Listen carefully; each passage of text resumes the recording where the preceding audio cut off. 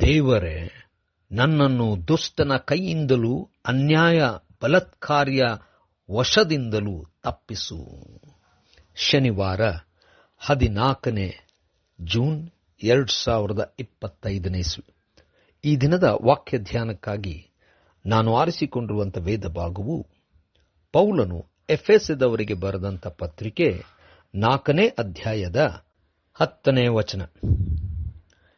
ಇಳಿದು ಬಂದವನು ಮೇಲಣ ಎಲ್ಲಾ ಲೋಕಗಳಿಗಿಂತ ಉನ್ನತವಾಗಿ ಏರಿ ಹೋದವನೇ, ಆದುದರಿಂದ ಸಮಸ್ತ ಲೋಕಗಳನ್ನು ತುಂಬಿದವನಾದನು ಎಂಬುವಂಥದ್ದೇ.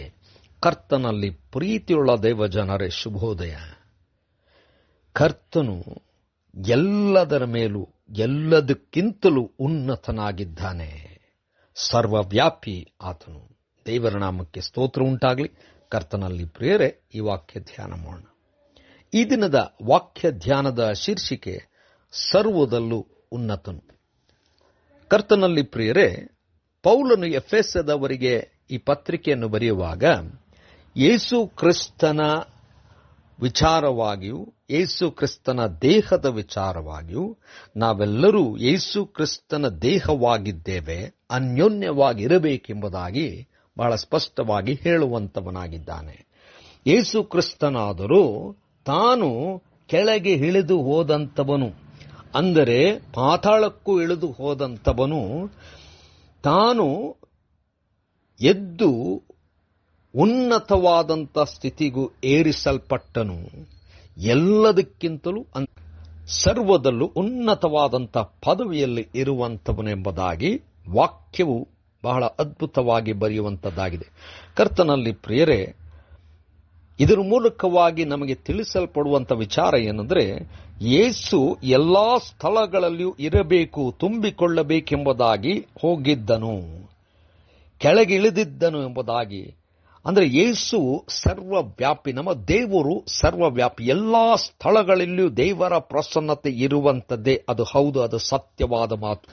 ಅಷ್ಟು ಮಾತ್ರ ಅಲ್ಲ, ಯೇಸುವು ಎಲ್ಲದಕ್ಕಿಂತ ಉನ್ನತವಾದಂಥವನು, ಉನ್ನತ ಸ್ಥಾನದಲ್ಲಿ ಸ್ಥಿತಿಯಲ್ಲಿ ಇರುವಂಥವನು. ಅಂದರೆ ಯೇಸುವಿಗೆ ಎಲ್ಲದರ ಮೇಲೆ ಅಧಿಕಾರ ಉಂಟು.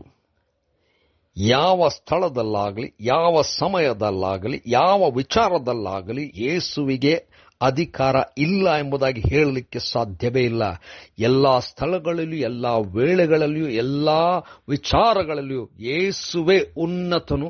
ಯೇಸುವಿಗೆ ಎಲ್ಲದರ ಅಧಿಕಾರ ಉಂಟು, ಎಲ್ಲದರ ಮೇಲೆ ಅಧಿಕಾರ ಉಂಟು. ಅದಕ್ಕೆ ಸರ್ವದಲ್ಲೂ ಆತನು ಉನ್ನತನು. ಕರ್ತನಲ್ಲಿ ಪ್ರೇರೆ, ಯಾರ್ಯಾರು ಈ ಒಂದು ವಿಚಾರವನ್ನು ನಂಬಿದ್ದಾರೋ, ನಂಬುತ್ತಾರೋ ಅಂಥವರು ಅದ್ಭುತಗಳನ್ನು ಅನುಭವಿಸುವಂಥದ್ದು ಖಂಡಿತ. ಯಾಕಂದ್ರೆ ದೇವರಲ್ಲಿ ಅಸಾಧ್ಯ ಯಾವುದೂ ಇಲ್ಲ, ಯಾವ ಸಮಯವೂ ಇಲ್ಲ, ಯಾವ ವಿಚಾರವೂ ಇಲ್ಲ, ಯಾವ ಸ್ಥಿತಿಯೂ ಇಲ್ಲ. ಎಲ್ಲದರ ಮೇಲೆ ಅಧಿಕಾರ ಉಳ್ಳವನಾಗಿದ್ದಾನೆ. ನಂಬೋಣ, ಅದ್ಭುತಗಳನ್ನು ಅನುಭವಿಸೋಣ.